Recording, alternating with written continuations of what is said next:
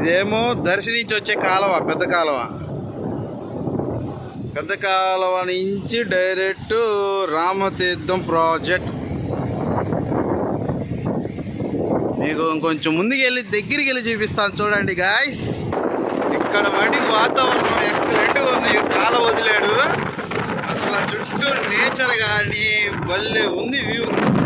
Sitting వాళ్ళకి వాటికి మంచి స్పాట్ అని చెప్పాను. నేనైతే చూపిస్తాను దగ్గరికి. ఇదిగో చూడండి చూడండి చూడండి, ఇదే ప్రాజెక్ట్ స్టార్ట్ అయింది డ్యామ్లోకి. ఇదే ఇంకంత ప్రాజెక్ట్ రామతీర్థం రిజర్వాయర్. ఫుల్గా వస్తుంది కాలువ. డ్యామ్ కూడా ఆల్మోస్ట్ నిండిపోయినట్టే.